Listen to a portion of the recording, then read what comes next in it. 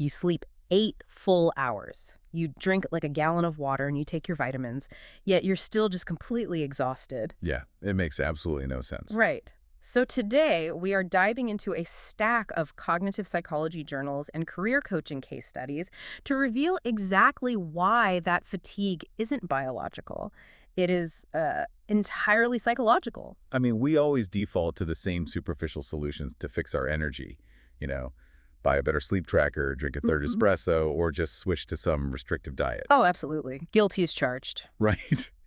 But treating a psychological drain with a biological supplement is like trying to fix a corrupted software file by, I don't know, buying a brighter computer monitor.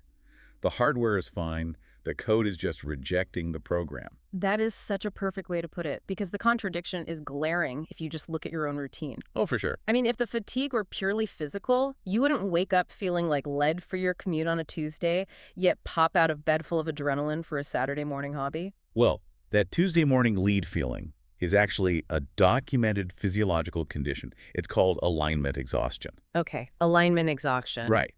It happens when you engage in work that feels meaningless or, actively violates your core values. Your brain essentially goes on strike. Wait, really? Like an actual strike? Yeah. When you anticipate a task you fundamentally despise, your brain restricts dopamine, which is the primary neurotransmitter responsible for motivation and, well, forward-moving motor function, and simultaneously, it spikes your cortisol.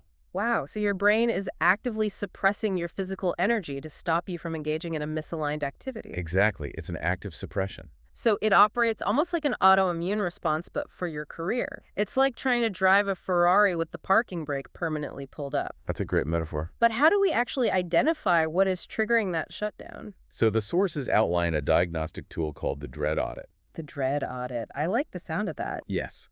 You evaluate your daily tasks on a strict 1 to 10 scale of sheer dread. The whole goal is pinpointing the specific activity that drains your battery before you even open your laptop. Oh, wow. Yeah, one clinical case study highlighted a consultant who spent 3 weeks feeling physically nauseous every single morning. They probably assumed it was a lingering stomach bug or something. It did. But it turned out they just deeply hated the core values of the client they were working for. Their body was literally rejecting the engagement. That is wild. But, I mean, finding the source of the dread is only half the battle, right? Knowing your tire has a nail in it doesn't fix the flat. We have to actually do something about it. Right, you patch the leak by pivoting back to your zone of genius.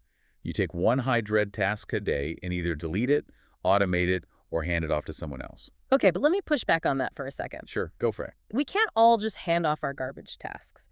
If you're a junior employee dealing with massive data entry or, a caregiver dealing with endless laundry, you don't have the luxury of delegation. That is a very fair point. Hmm. But even small changes matter. One researcher noted that delegating just a single repetitive administrative task restored 40% of a subject's weekly energy. Wait, 40%? Just from one task? Yeah, removing that one friction point signaled to the brain that the threat was gone, allowing dopamine to flow normally again. But to your point, what happens when we are completely stuck with the dread? Exactly. When you cannot change the task, you have to change the psychological coding around it through meaning injection. Meaning injection. Yes, the brain's reward center doesn't just respond to fun. It responds aggressively to social contribution and purpose. If you reframe an unavoidable, tedious task by vividly connecting it to the actual human being it helps, you bypass the dread response entirely. Ah, so you trick the brain into seeing the social value. Exactly. Instead of staring at a spreadsheet and agonizing over the mind-numbing data entry, you focus on how that specific, organized data prevents a coworker from having a total meltdown on Friday afternoon. That is exactly it. That shift from a compliance mindset, doing it just because you have to a contribution mindset, physically changes your neurochemistry. Oh, wow. It triggers the release of oxytocin, which acts in tandem with dopamine to restore your drive. And that is the core of the purpose over caffeine mindset. I love that. Purpose over caffeine. Right. True. Limitless energy comes from radical alignment with your purpose, not biohacking your way through burnout. It completely changes how we view exhaustion. So here's a final provocative thought to mull over today. Let's hear it.